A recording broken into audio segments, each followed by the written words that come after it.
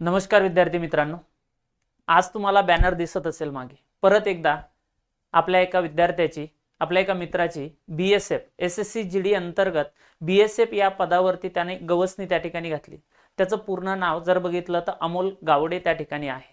एक ग्रामीण भागातला मुलगा शहरी भागामध्ये येतो आणि त्या शहरी भागामध्ये आल्यानंतर त्याला आलेले जे काय अडचणी आहे या अडचणीवर मात करून त्याने जे काय अपयश पचवलं आणि शेवटी त्याच्या आयुष्यामध्ये यश हा घटक त्या ठिकाणी पदार्पण केलं. त्या यशानं त्या ठिकाणी गवसणी घातल्यानंतर त्याच्या आई वडिलाचा आनंद, त्याचा आनंद, सामाजिक जीवनामध्ये जे काय समाजातील बांधव आहेत, त्याचे मित्र परिवार आहे, पाहुणे रावणे आहे, या सर्वांचा आनंद नेमका कसा असतो, काय असतो, हा जो यशस्वी झालेला व्यक्ती आहे तोच त्या ठिकाणी दाखवू शकतो.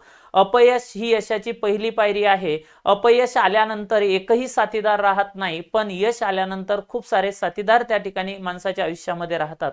तसाच हा ग्रामीण भागामधून आलेला अमोल हा शहरी भागामध्ये आला आणि ज्ञान अकॅडमीच्या या मार्गदर्शनामध्ये जी काही टीम होती या टीमच्या मार्गदर्शनाखाली त्याने काही गोष्टी त्या ठिकाणी शिकल्या आणि पुढे त्याला यशाला गवसणी त्या ठिकाणी घातली. त्याच पद्धतीने त्याचा आज आपण या ठिकाणी सत्कार आणि त्याचा जे काय मनोगत आहे हे आपण या ठिकाणी आपल्या मुलांसाठी प्रेरणादायी ठरेल ह्या गोष्टीसाठी आपण त्याला या ठिकाणी आज आमंत्रित केलेला आहे.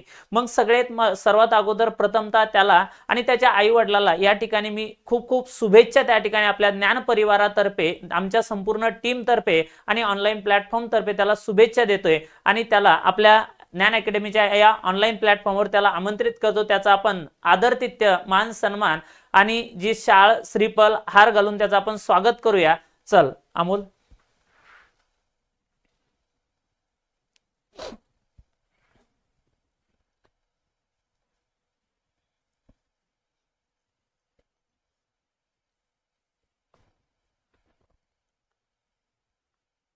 ओके, पहा, हा अमोल ग्रामीण भागातून 2022ला त्या ठिकाणी शहरामध्ये आला आणि तेव्हापासून तो तयारी करत होता.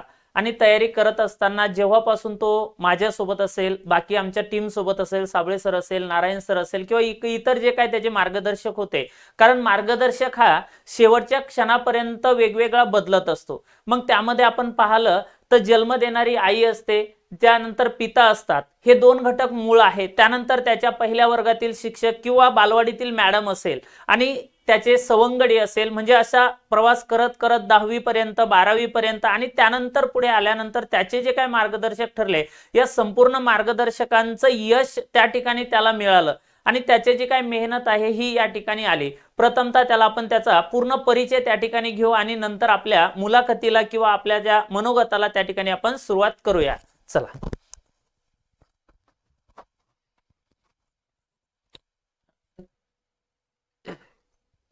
पूर्ण नाव सांग तुझं. माझं नाव अमोल लक्ष्मण गावडे. मी जवळपास 4 वर्ष झाले मी TV सेंटरला आलो आहे. तर 4 वर्ष आधी मी अग्निवीरची तयारी करायचो सर. अच्छा, आता सगळ्यात अगोदर तू तुझं नाव वगैरे सांगितलंय. तुझ्या आयुष्यामध्ये अशा काही गोष्टी असतील की बाबा चढ उतारामध्ये त्या आल्यात. तू 4 वर्षापूर्वी संभाजीनगरला, या शहरामध्ये छत्रपती संभाजीनगरला आलाय. छत्रपती संभाजीनगरला आल्याच्या नंतर नेमकं घरची परिस्थिती आणि त्या घरच्या परिस्थितीमध्ये घरचं बॅकग्राऊंड आणि ह्या सर्व गोष्टी नेमक्या कशा होत्या, तुझ्या आयुष्यातलं स्ट्रगल कसं होतं हे थोडक्यामध्ये कसं सांगशील? सर पहिले तर घरच्यांना सांगायचं, मला भरती करायचं म्हणजे घरचे मला खूप, म्हणजे घरच्यांना वाटतं बुवा एक हे क्षेत्र असं आहे, एक तर झालं तर चांगलं आहे, नाही तर झालं तर डायरेक्ट झिरो आहे. तर घरच्यांना वाटायचं आहे तू ग्रॅज्युएशन कर. ग्रॅज्युएशन झालं तर समजा तू पुढं काही ना काही कंपनी वगैरे, समजा एखादा जॉब वगैरे, घरची परिस्थिती हालाकीची आहे, काही अशी एवढी बॅकग्राऊंड असं चांगलं नाही आहे सर.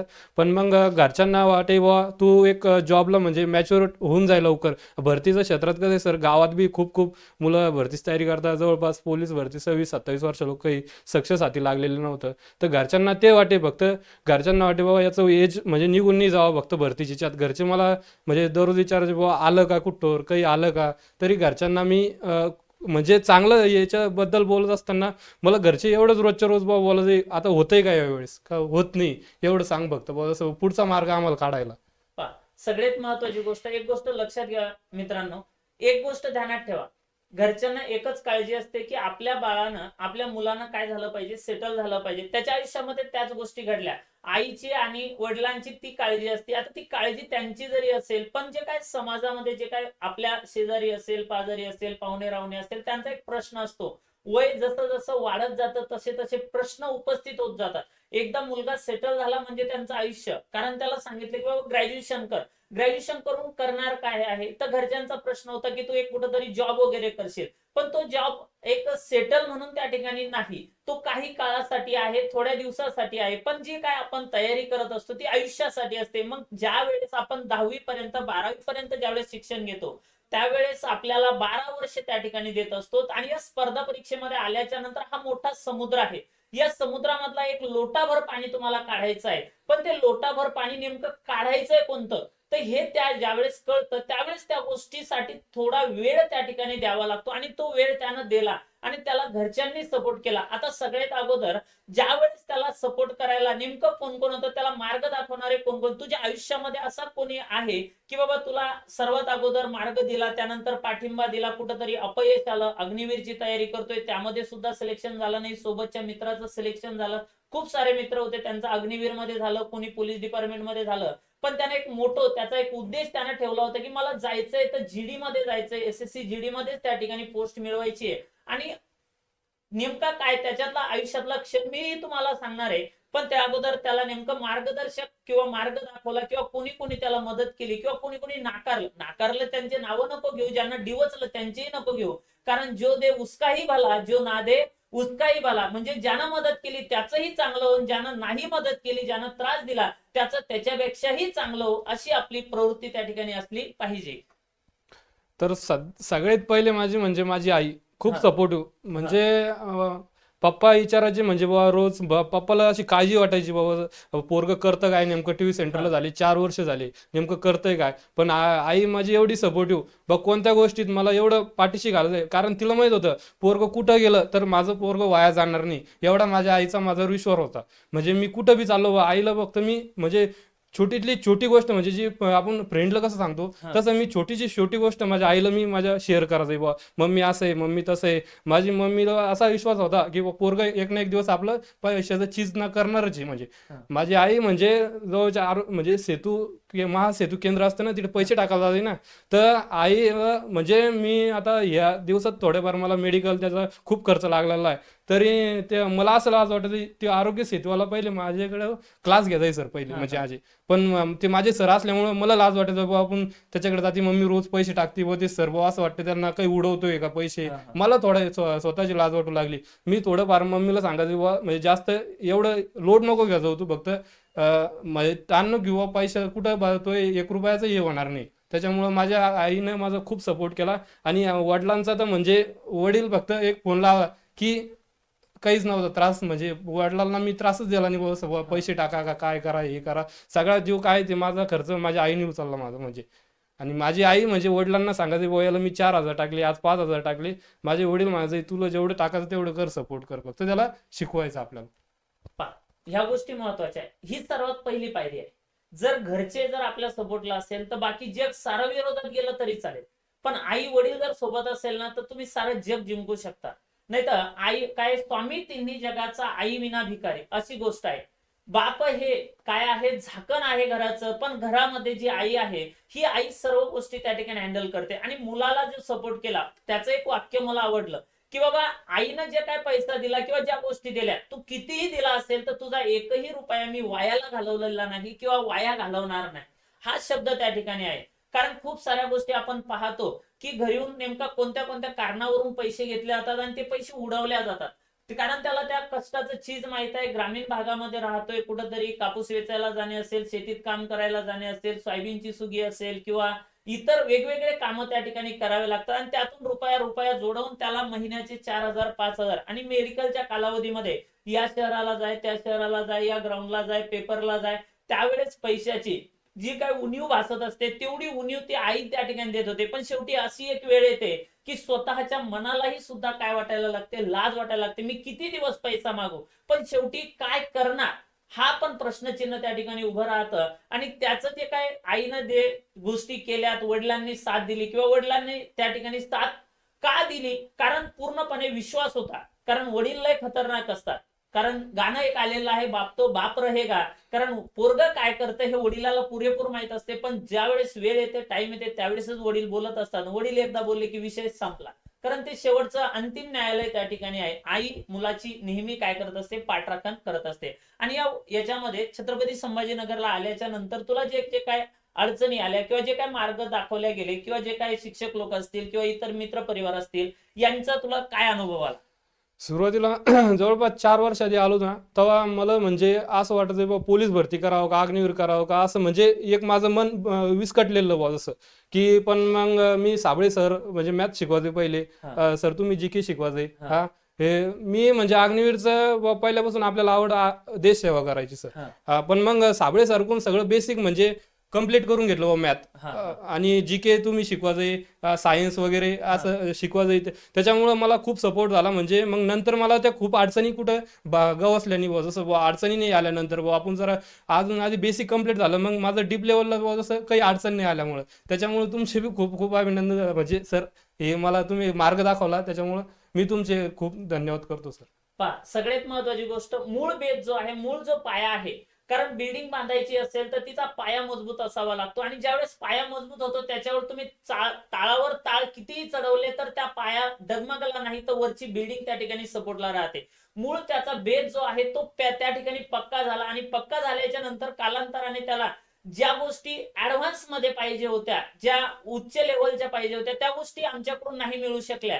किंवा तो त्या गोष्टी त्याला स्वतः कराव्या लागतात. कारण वर्गामध्ये क्लासमध्ये बसल्याच्या नंतर एक गोष्ट ध्यानात घ्यायची, सर्वांना सोबत घेऊन चालावं लागतं. पण काही गोष्टी अशा असतात की त्या स्वतः त्याला काय कराव्या लागतात? तयारी करावी लागते. त्याला कुठं अडचणी आल्या, काय आल्या, त्या गोष्टी त्याने स्वतः केल्या. आणि तो त्याचा मोठेपणा, किंवा पहिल्यांदा आम्ही ज्या गोष्टी शिकलोय, किंवा मगर सर असतील, साबळे सर असतील, किंवा इतर त्याचा जो काय सपोर्टिव्ह वर्ग असेल, किंवा इतरही त्याचे शिक्षक लोक असतील. कारण तो सगळ्यात महत्वाची गोष्ट आमच्याकडून शिकला असता नाही, पण ज्या गोष्टी शिकलाय तर त्यानं आयुष्यामध्ये त्या ठिकाणी यश त्या ठिकाणी मिळवलं. आता त्यानंतरचा आपला एक प्रश्न राहील, छोटा आणि महत्वाचा प्रश्न राहणार आहे, की नेमकं जे मुलं तयारी करतायत त्यांच्या आयुष्यामध्ये जसं अपयश येतं, तुझ्या आयुष्यामध्येही ते अपयश आलं, तू ते पचवलं, आणि त्यावरून पुढे जाण्यासाठी तू नेमका कशा पद्धतीचा अवलंब केला, नेमका कोणत्या कोणत्या अडचणी तुला आल्या, त्याबद्दल तू काय सांगशील? अपयश ही यशाची पहिली पायरी अशी म्हणतात. पण मग आपण हे असं नाही की यश जिंकण्यासाठी खूप अपयश पचवून लागतात. की तसंच काहीतरी झालं माझ्याबद्दल. 4 वर्ष आधी मी अग्निवीर करायचो, तर ग्राउंडमध्ये म्हणजे ग्राउंड सगळं सरांना माहिती आहे, ग्राउंड सगळं टफ असून थोडंफार नशिबाची साथ म्हणतात ना, ते एक लागतेच.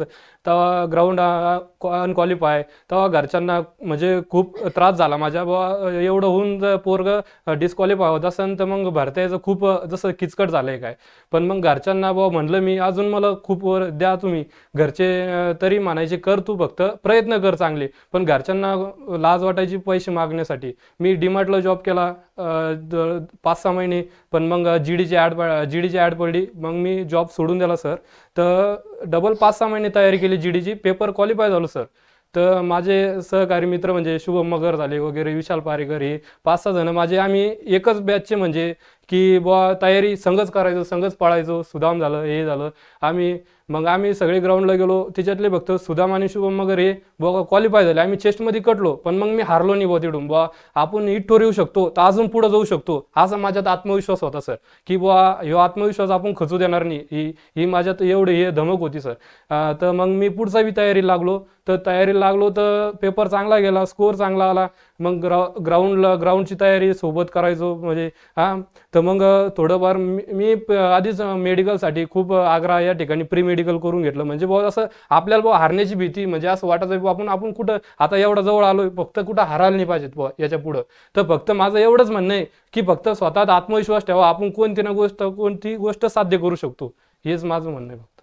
आता सगळ्यात महत्वाची गोष्ट, जे काही सोबतचे आहे त्या सोबतचा एक त्या ठिकाणी सुदाम राजपूत, त्याची निवड झाली. दुसरा हा पण आहे, काही कारणास्तव त्याच्यासोबत असणारा विशाल, त्याचंही काही थोडं अपयश त्याच्यामध्ये आलं. दुसरा शुभम, त्याचंही त्याच्या आयुष्यामध्ये काय अपयश त्याला पत्करावं लागलं. पण ठीक आहे ना, एक वेळेस आलं म्हणजे सगळं गेलं नाही. म्हणजे जसं की आपण शेतकरी कुटुंबात आहे, 1 वर्षाचं पीक गेलं म्हणजे आपलं आयुष्य गेलं असं नाही, तसंच इकडे सुद्धा आहे. इकडे एक भरती गेली, एका याच्यामध्ये अपयश आलं नाही, त्याच्यापेक्षा दुसऱ्या भरतीमध्ये आपल्याला चांगलं यश मिळणार आहे किंवा चांगल्या गोष्टी काहीतरी घडणार आहे आयुष्यामध्ये.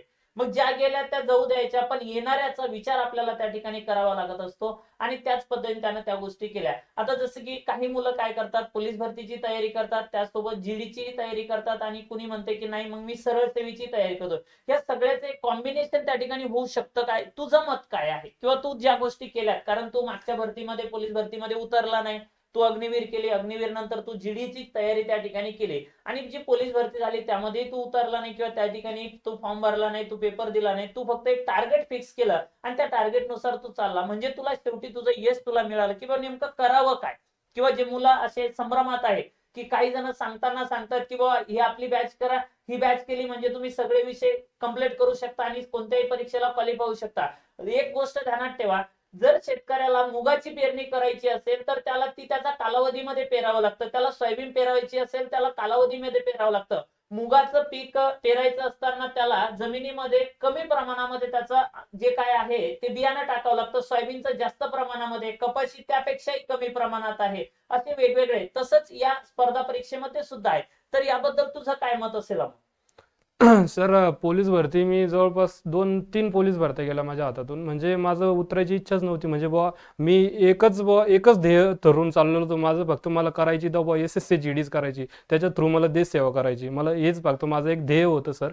आणि एस-एस-सी जी-डीचं सर धरायचं केलं तर सिलेबस थोडा लेवलचा अवघड आहे आणि महाराष्ट्राचा थोडा आहे थोडं लेवल. पण मग सेंट्रलचा असा विषय सर, मॅथ आणि रिझनिंग हा खूप डीप लेवलची चालती आणि जी-के हा तर तुम्हाला माहिती आहे ऑल इंडियात चालतंय, महाराष्ट्राचं नाही. पण माझं वाटतंय सर थोडंफार कॉम्बिनेशन चुकतंय. म्हणजे महाराष्ट्राला थोडं म्हणजे सिलेबस वेगळा आहे, म्हणजे दोन्ही करूनही. पण आपलं एक ध्येय ठेवा, एक तर तुम्हाला करायचं असेल तर महाराष्ट्र पोलीसच करा, म्हणजे आणि करायचं असेल तर जीडीच, म्हणजे एकच ध्येय फिक्स करा फक्त. म्हणजे असं असं नाही व्हायला पाहिजे की दोन्हीकडे चालला आणि दोन्ही दगडात एक दगड मारला जात नाही सर. असं एक माझं एक इच्छा आहे हो सर.